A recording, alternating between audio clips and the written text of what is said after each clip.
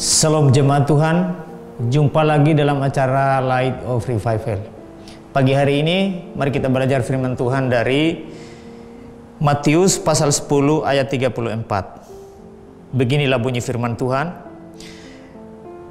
Jangan kamu menyangka bahwa aku datang untuk membawa damai di atas bumi.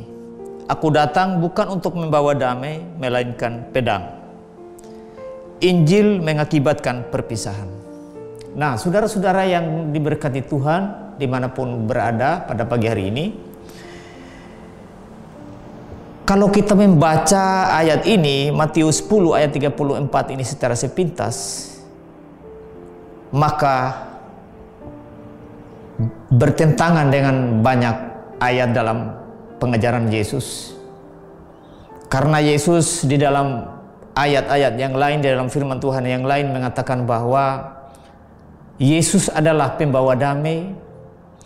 Yesus adalah yang penuh belas kasihan terhadap orang-orang yang membutuhkan belas kasihannya. Tetapi pada ayat kita ini dikatakan, aku datang bukan membawa damai, melainkan pedang.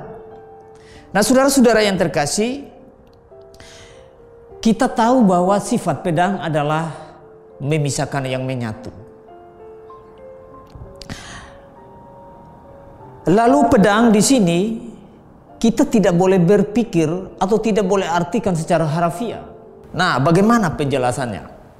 Atau bagaimana maksud dari ayat ini? Nah, saudara, ketika Yesus Kristus datang ke dunia untuk menyatakan dirinya sebagai Tuhan dan penebus dosa, sebagai satu-satunya jalan kepada Allah, banyak orang yang tidak mau menerimanya, banyak orang yang tidak suka kepadanya. Tetapi saudara-saudara, juga ada sebagian kecil orang yang mau percaya, yang mau menerima Yesus sebagai Tuhan dan Juru Selamat. Nah, di sini akhirnya menjadi dua kelompok orang. Ada orang-orang yang percaya, ada orang-orang yang menerima Yesus sebagai Tuhan dan Juru Selamat, tetapi ada orang yang tidak percaya kepada Yesus. Yesus lalu memberikan gambaran, atau memberikan penjelasan bahwa kedua kelompok orang ini bisa kita lihat pada ayat 35-36 dari Matius 10 tadi. Firman Tuhan berkata, sebab aku datang untuk memisahkan orang dari ayahnya, anak perempuan dari ibunya, menantu perempuan dari ibu mertuanya, dan musuh orang ialah orang-orang seisi rumahnya. Nah, di sini jelas bahwa ketika Injil Kristus diberitakan, ketika kita memberitakan Injil kepada orang-orang yang belum terima Yesus sebagai Tuhan dan Juru Selamat, lalu akhirnya dari antara mereka, dari keluarga mereka, ada yang menerima Yesus, ada yang mau percaya dan mau datang kepada Yesus. Tetapi pada akhirnya yang lainnya tidak. Ya, misalnya kita contoh dari pada agama-agama lain.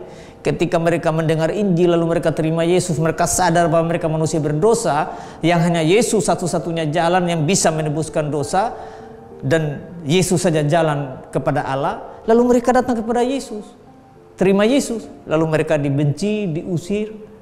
Mungkin ini konteks dari ayat ini, bahwa memang Injil, memang Yesus datang, dia memisahkan orang-orang dari keluarganya ketika mereka sudah datang dan percaya kepadanya. Nah, kenapa hal demikian terjadi? Karena ada orang-orang yang menyadari bahwa mereka manusia berdosa yang butuh Juru Selamat, yaitu Yesus Kristus. Nah, bagaimana dengan saya dan saudara pada kesempatan ini? Jika saudara adalah orang yang belum terima Yesus sebagai Tuhan dan Juru Selamat, yakinlah saudara, pasti saudara binasa. Untuk itulah ini adalah kesempatan yang indah. Karena itu terimalah Yesus supaya kamu diselamatkan. Walaupun ada yang membenci kamu, itu tidak ada urusan. Yang penting keselamatan kamu miliki hanya di dalam Yesus. Kiranya firman Tuhan yang sangat singkat ini memberkati kita. Mari kita berdoa. Bapa, terima kasih.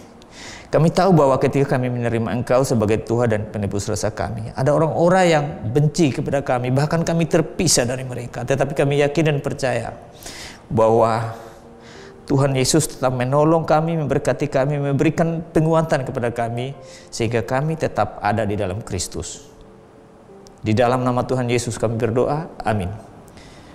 Baik, jemaat Tuhan, biarlah firman Tuhan yang baru saja kita belajar menjadi kekuatan untuk hidup rohani kita. Amin.